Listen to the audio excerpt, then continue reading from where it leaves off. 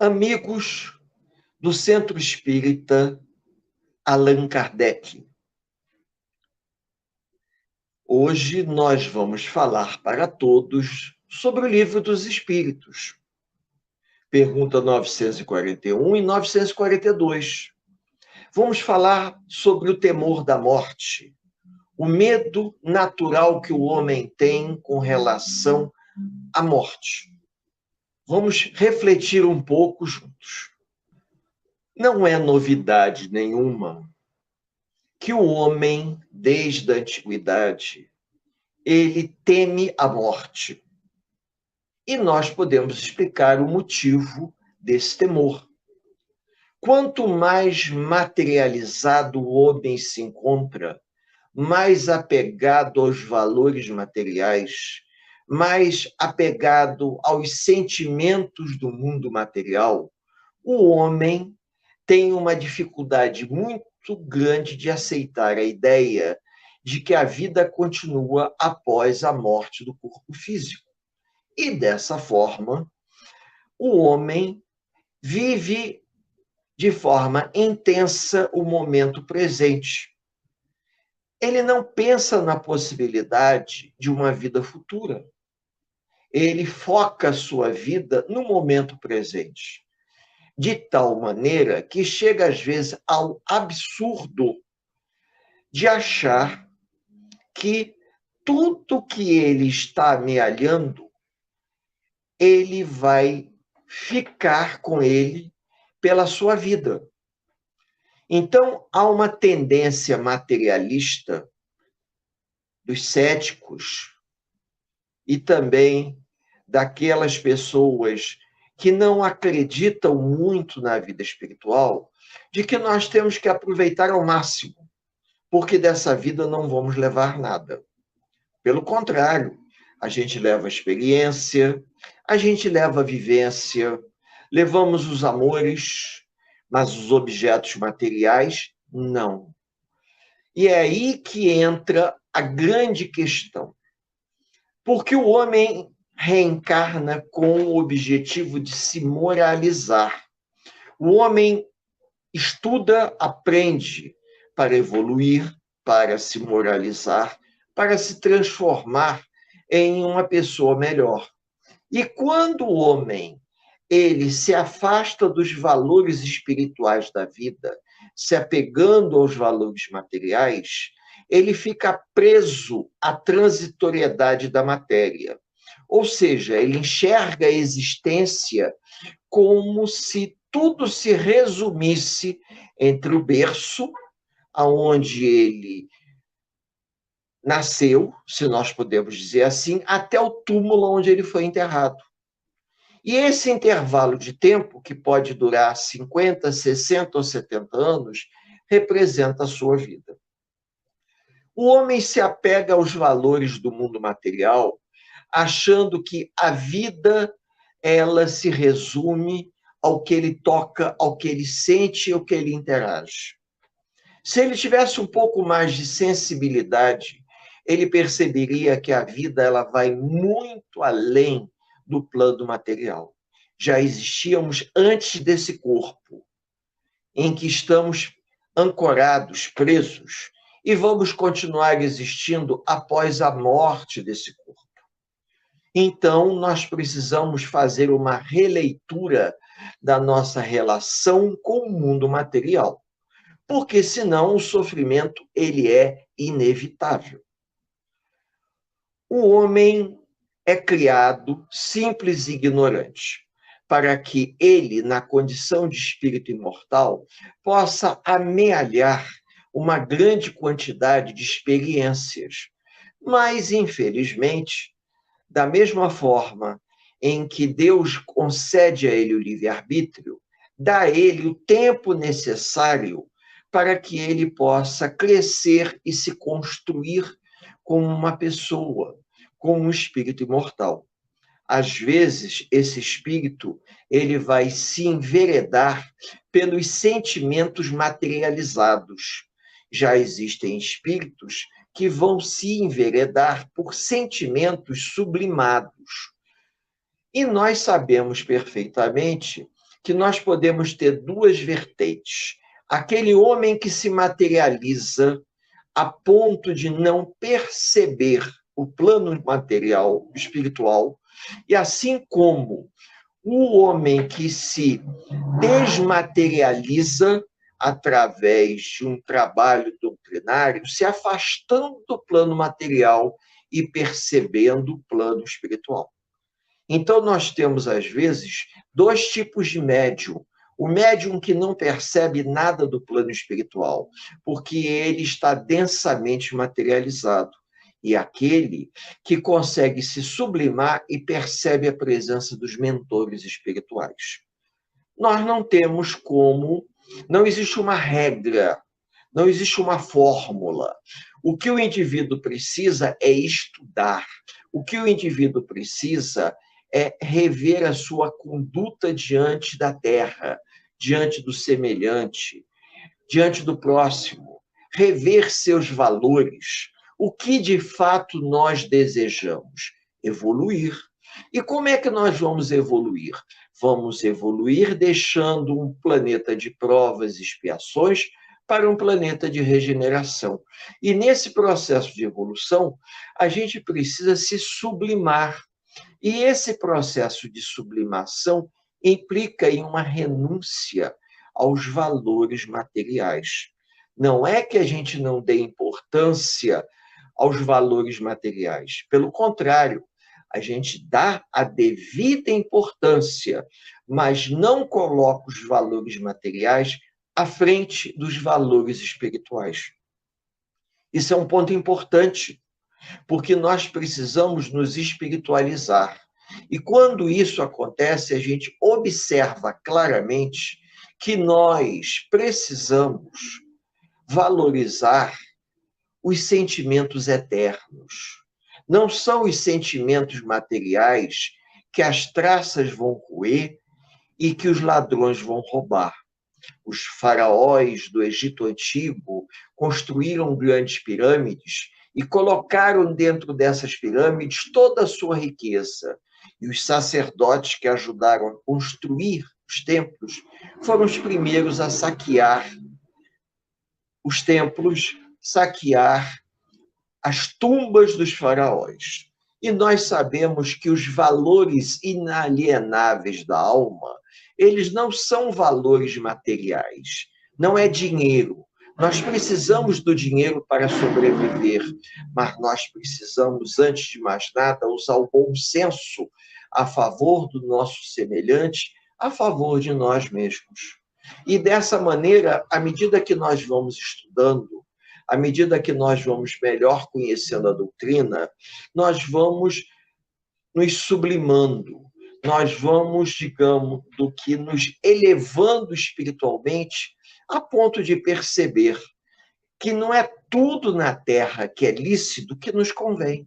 Muita coisa nos é oferecida pela sociedade, mas nem tudo nos convém. A gente precisa ter humildade de perceber isso. E a humildade de perceber isso é uma coisa muito pessoal de cada um. A gente precisa ter sensibilidade.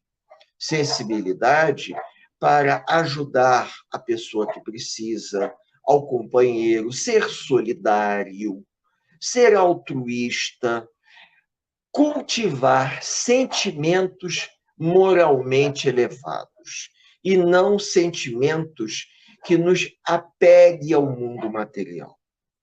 Existem dois tipos de pessoa: o indivíduo altruísta e o indivíduo egoísta. O egoísmo humano, ele fala mais alto e nós nos preocupamos única e exclusivamente com os nossos interesses e com os bens materiais. Já na condição de um altruísmo, a gente se volta para as pessoas necessitadas, para o exercício do amor ao próximo, para a caridade.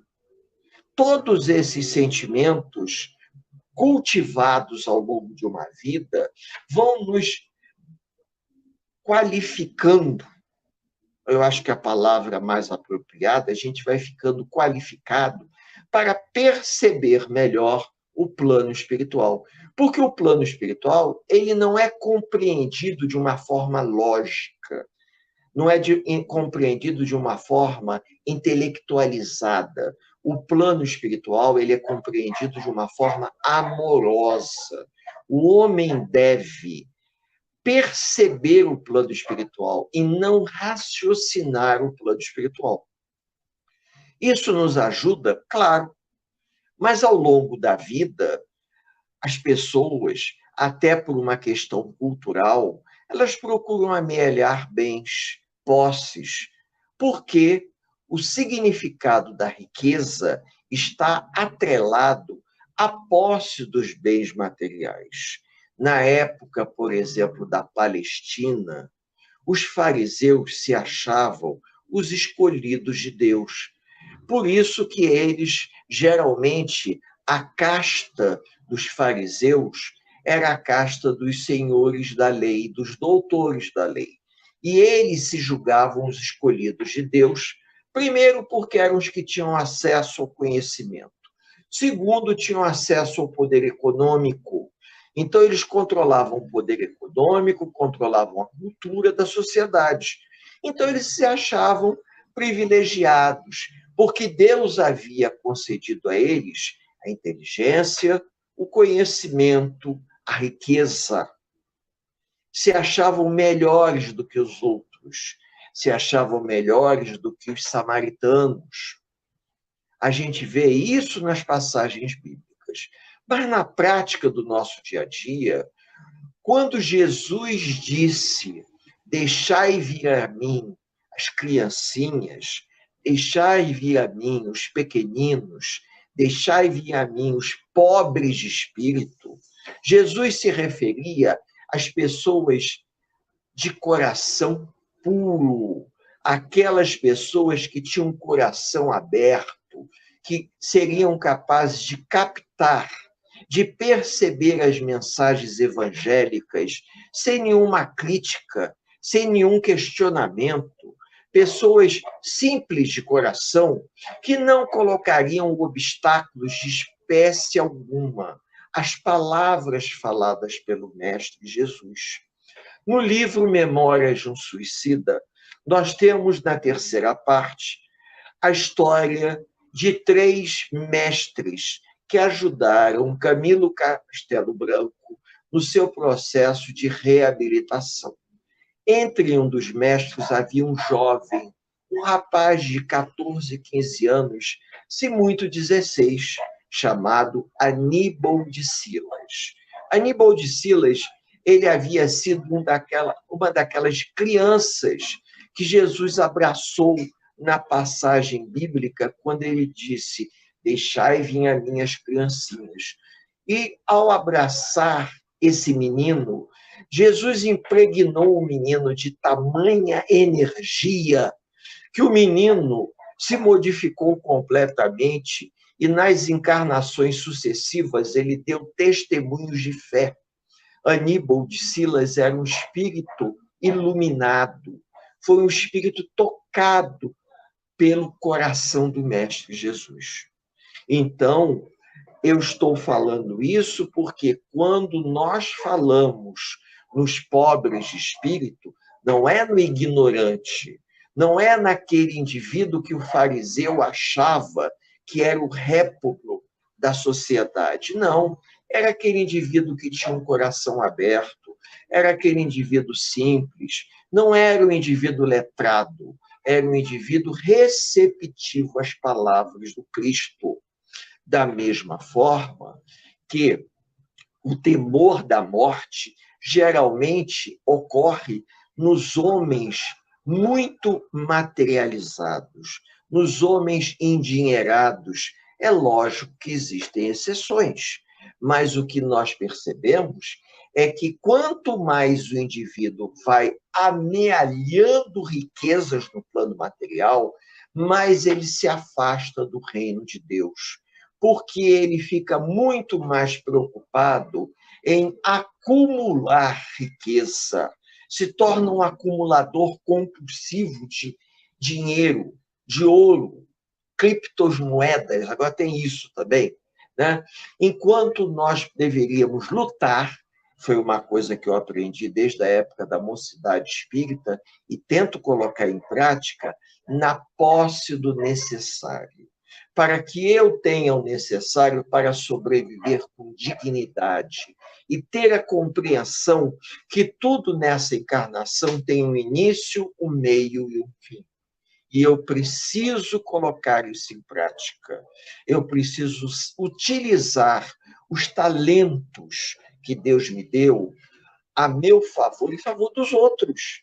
Eu preciso usar os talentos para ajudar aqueles que precisam, fazendo uma doação de uma cesta básica, colaborando numa rifa fraterna, quando a casa espírita precisa de ajuda, colaborando, fazendo um estudo doutrinário para levar o esclarecimento, levar a evangelização a encarnados e desencarnados. Mas eu também preciso, na minha vida, no meu dia a dia, exercitar isso, dar um testemunho de paciência, de boa vontade, de humildade, de tolerância. Não basta eu falar isso e não fazer nada disso. Eu tenho que dar esse testemunho.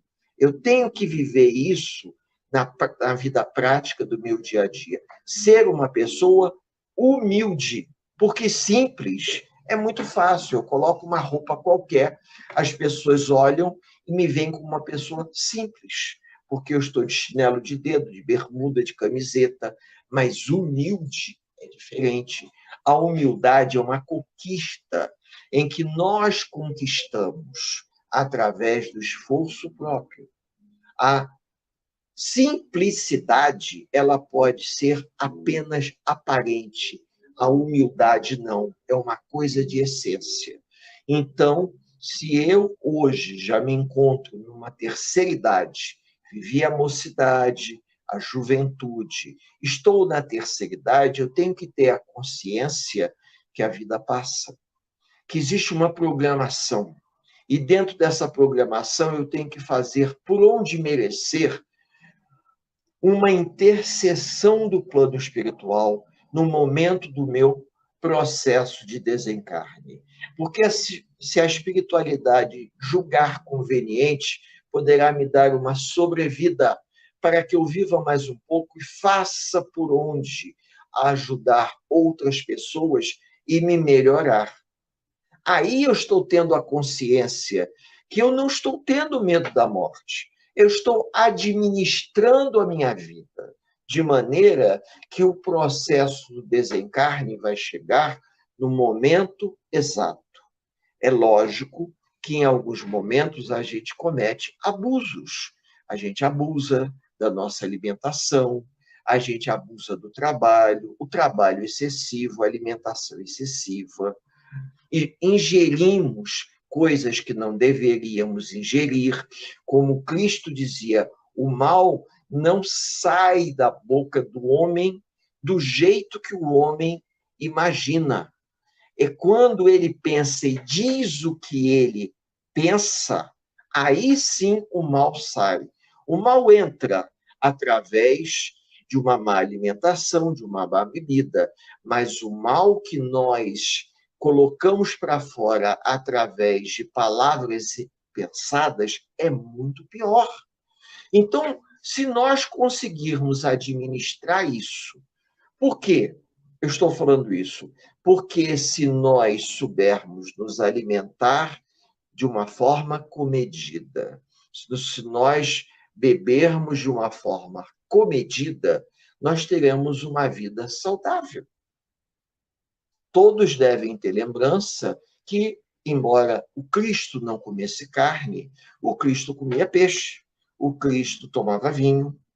Então, havia uma alimentação na época de Jesus que era alimentação convencional. Nós, hoje, podemos ter uma alimentação com sabedoria.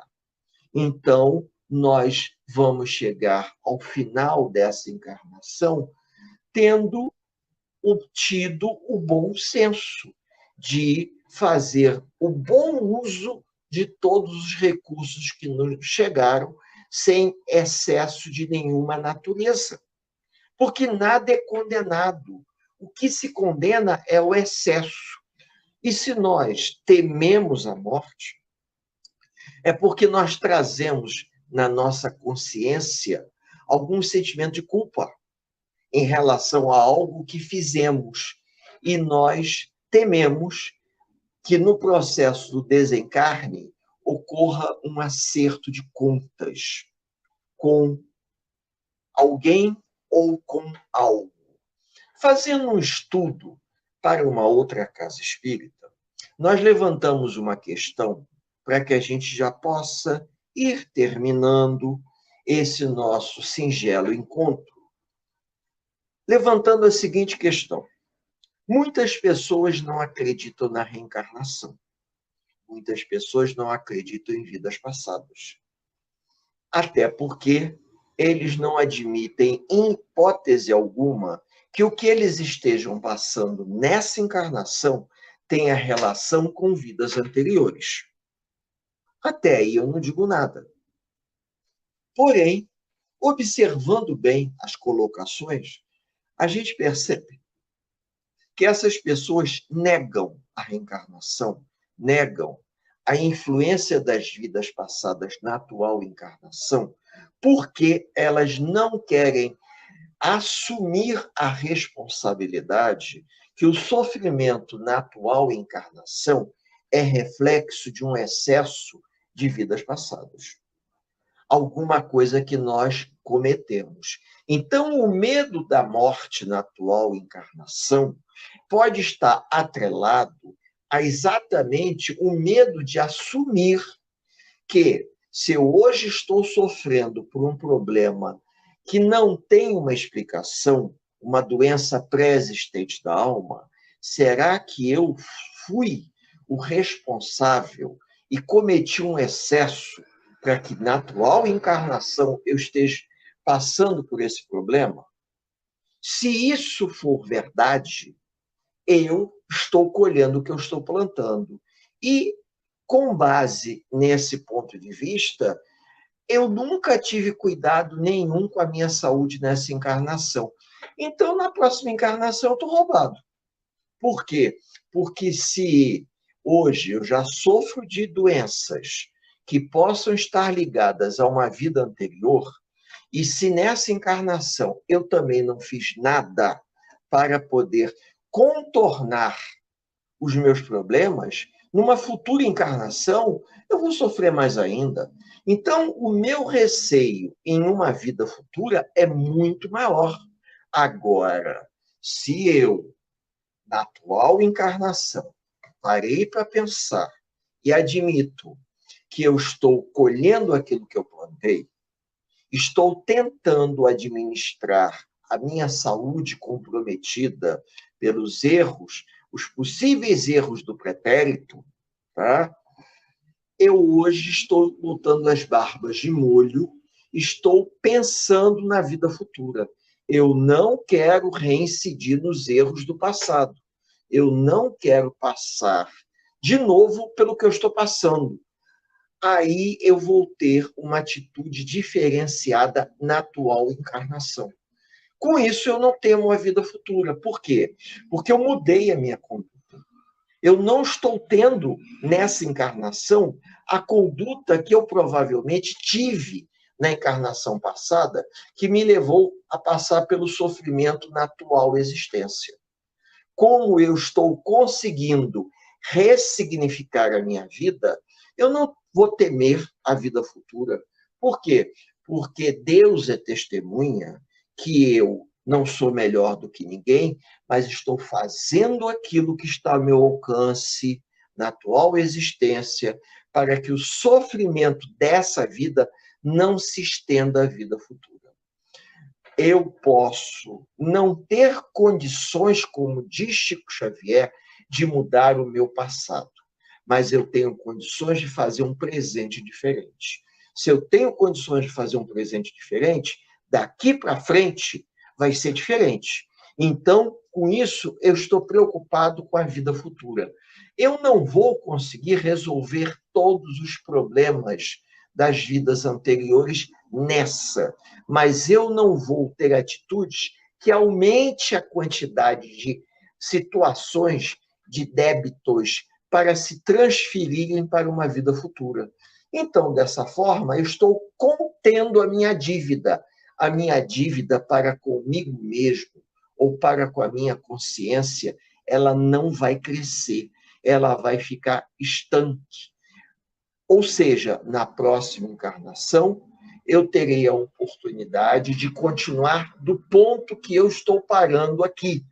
Ou seja, eu vou ter questões a serem trabalhadas, mas o volume de questões vai ser menor. Por quê? Porque eu não vou me comprometer mais como eu já me comprometi.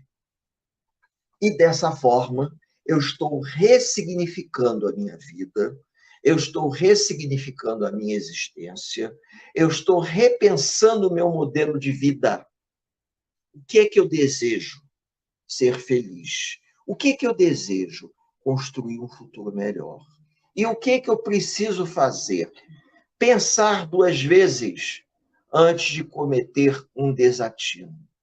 Para isso, eu tenho que ser coerente, eu tenho que dar um testemunho para que, a partir desse momento para frente, eu erre menos.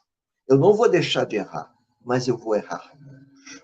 E dessa forma, fazendo uma comparação grosseira, é como um cartão de crédito que eu resolvi guardar e não usar mais, para não aumentar o acúmulo da dívida.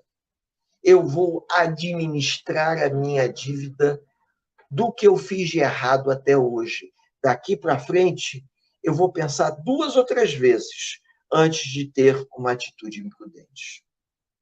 E dessa maneira, nós vamos ressignificando, eu insisto nessa palavra, ressignificar a nossa existência terrena, para não amealharmos mais comprometimentos que se arrastem para vidas futuras, de forma a aumentarmos o nosso débito. Chico Xavier, para que a gente possa encerrar, uma vez foi entrevistado e perguntaram a Chico. Isso alguns anos antes de Chico desencarnar. Chico, como é que você se classifica espiritualmente falando? Ele disse assim: eu sou um enfermo são. Aí as pessoas disseram assim: mas como enfermos são, Chico? Eu sou um enfermo porque eu estou saudando compromissos. Mas, ao mesmo tempo, eu sou são porque eu não estou contraindo compromissos.